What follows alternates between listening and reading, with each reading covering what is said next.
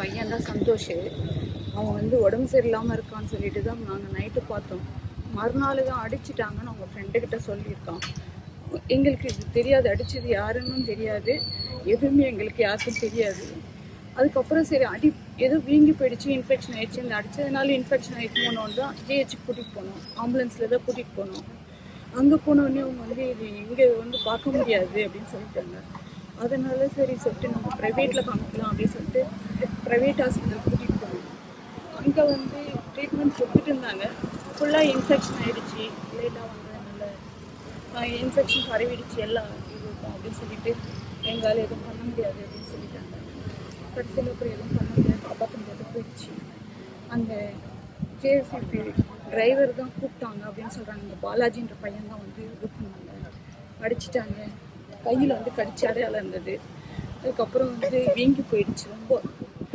அதனால அந்த பாலாஜி பையன் மேலே தான் ஆக்ஷன் எடுக்கணும். எங்கள் பையனே வந்து அவங்க ஓனருக்கு பேசியிருக்கான். அந்த அவன் செல்லுலேருந்து ரெக்கார்ட் போயிருக்கு. அது கால் என்கிட்ட ரெக்கார்டும் இருக்குது. இந்த மாதிரி பாருங்க, பையன் அடிச்சுட்டாங்க அப்படின்ற குழந்தை பிறந்து ஒரு 30 நாள் தான் ஆகுது. அதுக்குள்ளே இந்த மாதிரி ஒரு சம்பவம் நடந்துருச்சு. அவ்வளோவே வெளியே போக முடியல. மறுநாள் இன்னொரு குழந்தை இருக்காங்க, 4 வயசு.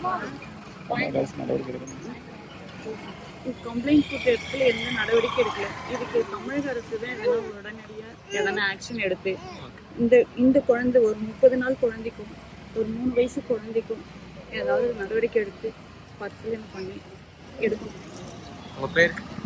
என் பேர் அவருக்கு எதனா முன்விரோதம் எதனா இருக்கு? முன்விரோதம்லாம் எதுவும் எங்களுக்கு தெரியாதுங்க. அன்னைக்கு சண்டை நடந்ததுன்னு சொன்னாங்க, வச்சு அடிச்சுட்டாங்கன்னா அதுக்கப்புறம் தான் அந்த பாலாஜி அடிச்சான்னு எங்களுக்கு தெரியும். அன்னைக்கு தெரியாது, அதுக்கப்புறம் மறுநாள் தான் பேசுறது வச்சு தெரியும். இந்த மாதம் 2ஆம் தேதி புதுப்பாலை ஒன்றியம் சி கெங்கம்பட்டு கிராமத்தில் சந்தோஷ் என்ற இளைஞர், அதாவது மரணமடைந்த இளைஞர், தனது இல்லத்தில் பக்கத்தில் இருக்கின்ற தன் நிலத்தில் இருந்தபோது ஊதலமூடியை சேர்ந்த பாலாஜி என்பவர் தன் நண்பர்களோடு அவரை பார்க்க வந்திருக்கின்றார். வந்த இடத்தில் ஒருவருக்கொருவர் வாய் பேச்சு முற்றி தகராறாகியிருக்கிறது. இதில் ஊதலமூண்டி பாலாஜி என்பவர் சந்தோஷை கடித்திருக்கின்றார். கடித்து தாடையில் வலுவான அடியை அடித்திருக்கின்றார். அடித்துவிட்டு அங்கிருந்து அவர் புறப்பட்டு விட்டார்கள். சந்தோஷ் தனது வீட்டிற்கு வந்து நடந்ததை எதுவும் சொல்லாமல், மனைவிடமோ தாய் தகப்பனமோ எதுவும் சொல்லாமல் படுத்து உறங்கிவிட்டார். காலையில் எழுந்தபோது கடிப்பட்ட இடத்தில் அவருக்கு வலி என்பது அதிகமாக இருக்க அருகில் இருக்கின்ற பெரியகுளம் மருத்துவமனைக்கு சென்று 2ஆம் தேதி, 3ஆம் தேதி, 4ஆம் தேதி, 7ஆம் தேதி வரை அந்த மருத்துவமனைக்கு சென்று சிகிச்சை எடுத்திருக்கின்றார். 7ஆம் தேதி இரவு அந்த வலியும் வீங்கிவிட்டது. வலி தாங்க முடியாததால் அவர் பெற்றோர், மனைவி அவரை திருவண்ணாமலை இருக்கின்ற அரசு மருத்துவமனைக்கு கொண்டு வந்தனர்.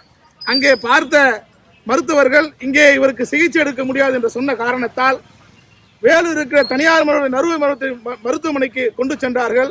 அங்கே 10 நாட்களுக்காக சிகிச்சை இருந்தவர் சிகிச்சை பலனின்றி மரணமடைந்து விட்டார். சந்தோஷ் தன்னை அடித்ததை சொல்லாததால் 7ஆம் தேதி வரை குடும்பத்தாருக்கோ நண்பர்களுக்கோ தெரியவில்லை. 7ஆம் தேதி தான் மருத்துவமனையில் சந்தோஷ் தகவலை சொல்கிறார். சொன்ன பிறகு அவர் தகப்பனார் ராமச்சந்திரன் இந்த கெங்கம்பட்டுக்கு உட்பட்ட தாலுகா அலுவலகத்தில் புகார் மனுவை கொடுக்கிறார். கொடுத்த பிறகு ஒரு எஃப்ஐஆர் காப்பியை போடுகிறார்களே தவிர அடித்த பாலாஜியை இதுவரை அழைத்து அவர் விசாரிக்கவும் இல்லை, அவர்கள் மீது எந்த நடவடிக்கையும் எடுக்கவில்லை. சந்தோஷை பாலாஜி அடித்ததால் தான் இன்று சந்தோஷ் மரணமடைந்து விட்டான். இது கொலை குற்றம் என்பதை இந்த மக்களுக்கு தெரியப்படுத்த விரும்புகின்றேன்.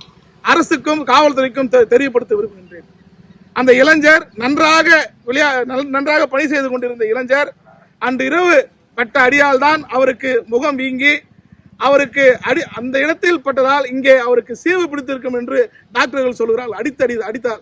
ஆதலால் குழாய்க்கு செல்கின்ற அந்த இரத்த ஓட்டங்கள் நிறுத்தப்பட்டு இருக்கிறது. ஆகவே இந்த வழக்கை காவல்துறை பாலாஜி மீது முறையான நடவடிக்கை எடுக்க வேண்டும். இந்த பெண் கை குழந்தையோடு 30 நாட்கள் தான் ஆகிறது குழந்தை பிறந்து, குழந்தையோடு நிற்கிறார். இதற்கு தமிழக முதல்வர், தமிழக அரசு இந்த குடும்பத்திற்கு, இந்த குழந்தைக்கும், இந்த பெண்ணிற்கும் நீதியும் நியாயமும் நிவாரணம் வழங்கிட வேண்டும் என கேட்டுக்கொள்கின்றேன். பிளே ஸ்டோர் மற்றும் ஆப் ஸ்டோரில் இருந்து பாலிமர் செயலியை QR கோடு மூலம் பதிவிறக்கம் செய்யுங்கள். செய்திகளை உடனுக்குடன் பெறுங்கள்.